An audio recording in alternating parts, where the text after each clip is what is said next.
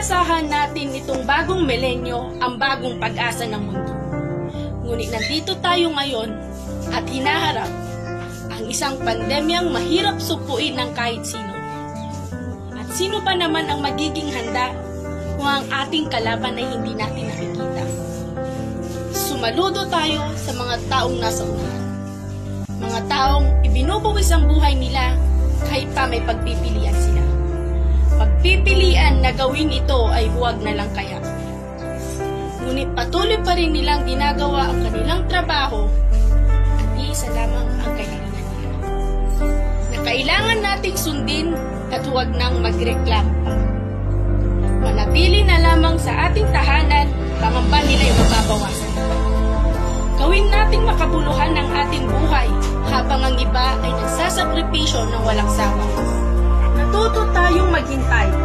Maghintay hindi para sa taong sasaktan tayo, kundi maghintay sa pinakaunang balita, hindi rin para sa paborito nating artista, kundi sa magandang balita sa COVID-19 na magumagaling ay parami ng parami pa.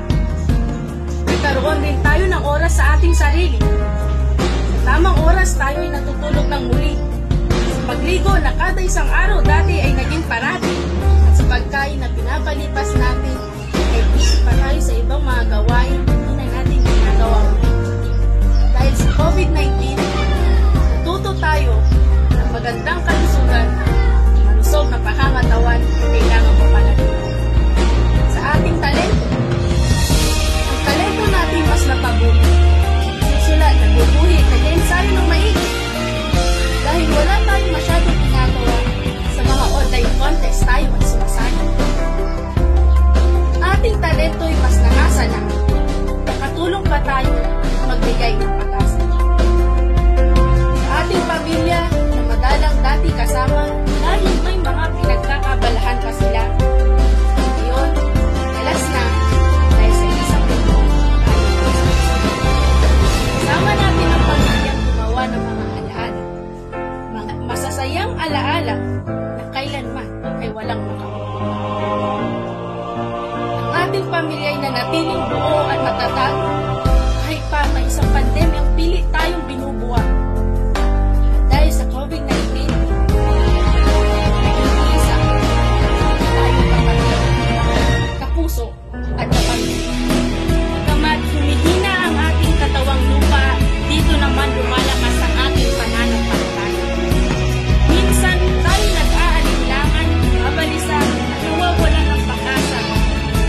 Isipin natin sa Diyos, mangyayaring ito ay nakaplano na sa Kanya.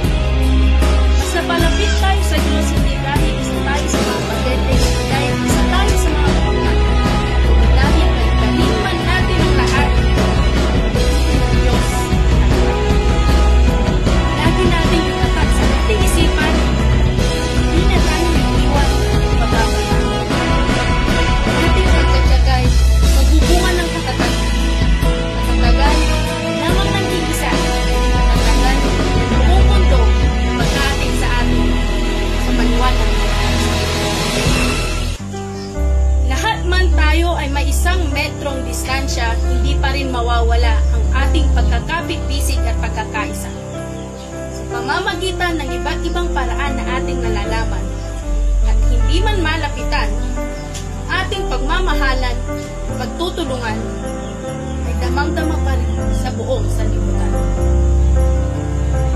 Sa mga natutunan natin dahil sa COVID-19, hingit sa ating kaalaman na ito ang naging daan upang ang ating mundo ay ating paghilugan. Darating ang araw na ito ay gagaling at ang pandemyang COVID-19 ay masusunod. Sa araw na yon, araw tanda na lahat tayong mamamayan, lahat tayong nilalang ng mundo, lahat tayo ay natuto. Pagsubok lang to